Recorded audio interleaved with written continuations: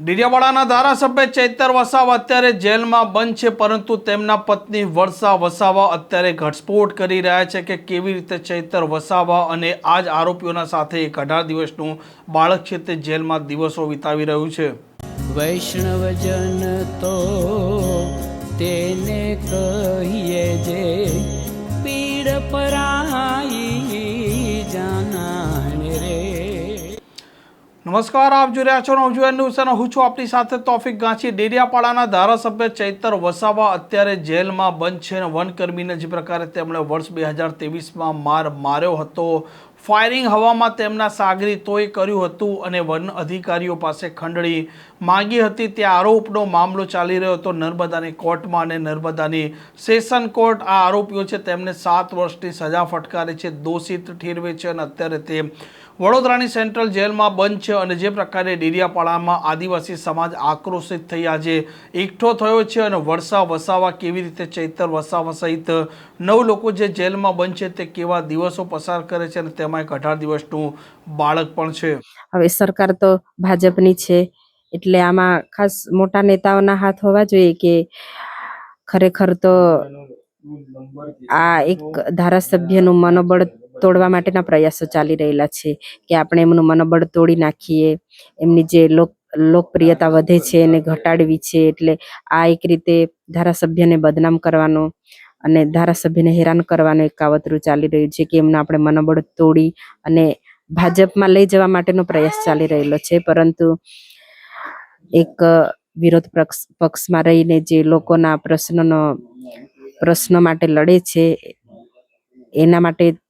એના માટે લોકો ખૂબ સાથ સહકાર આપે છે।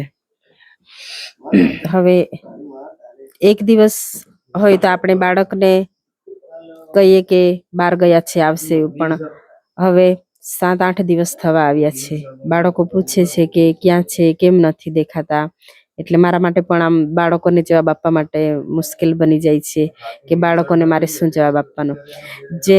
જેલનો મતલબ બાળકને ખબર નથી હોતો, એટલે મારે એમને સમજાવવું પડે છે કે આવશે 2-3 દિવસમાં આવી જશે, એવી રીતે મારે બાળકને પણ સમજાવવું પડે છે, પણ મારા માટે પણ એક મુશ્કેલ થઈ જાય છે કે નાનું બાળક છે, વારે ઘડીએ પૂછે છે તો આપણે શું જવાબ આપવાનો। હવે ગયા અઠવાડિયામાં મુલાકાત માટે ગયા હતા, ખાસ તો બસ અમારા 2 મોટા બાળકો હોસ્ટેલમાં છે, ઘર પરિવાર માટેની જ વાતચીત થઈ છે। અને બીજું કે હવે હું ઘરે એકલી છું એટલે બાળકોનું ધ્યાન રાખવાનું, પરિવારનું ધ્યાન રાખવાનું। હવે જ્યારે પહેલો જ દિવસ હતો, અહીંયા રાજપીપળા કોર્ટ પર લઈ ગયા તો હું ત્યાં જેલના ગેટ પાસે જ ઊભી હતી તો તે બાળક ખૂબ રડતું હતું, મેં પણ જાતે જોયું છે, તે બાળક રડતું હતું। એટલે હવે 18 દિવસનું બાળક એટલે કેટલું નાનું બાળક હોય છે તે આપણે જાણીએ જ છે, અને ડિલિવરી પછી માતાનો ખોરાક પણ અલગ હોય છે, એટલે અને નાનું બાળક એટલે બાળકને થોડું સુટેબલ થાય એવું વાતાવરણમાં રાખવું જરૂરી છે।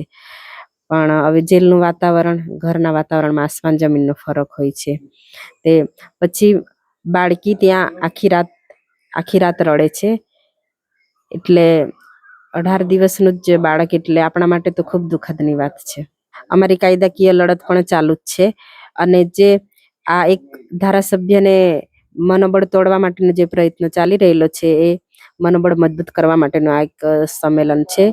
અને કે ધારાસભ્ય જેલમાં ગયા છે તો લોકો એમને ભૂલી નથી ગયા, એમની સાથે ઊભા છે। હવે આગળ પણ 3 મહિનાની જેલ થઈ હતી તે ખબર જ છે, તો ત્યાં ગાંધીનગર 3 દિવસ પેનલ માટે રજા આપી હતી, ત્યારે પણ મંત્રી પદની ઓફર આપવામાં આવી હતી, પણ ધારાસભ્ય મંત્રી પદની ઓફરને પણ ઠુકરાવી છે। એટલે એ લોકોએ પછી ફરી એમને આ કેસને ફાસ્ટ ચલાવીને કે સજા કરવાનો એવો ચુકાદો અપાવડાવીને સજા કરાવી છે, પરંતુ એમનું મનોબળ મજબૂત છે, મક્કમ રહેશે અને વિરોધ પક્ષમાંથી લડશે। આ પ્રકારના સમાચાર માટે નવજીવન ન્યૂઝ ચેનલ સાથે જોડાયેલા રહો। નમસ્કાર।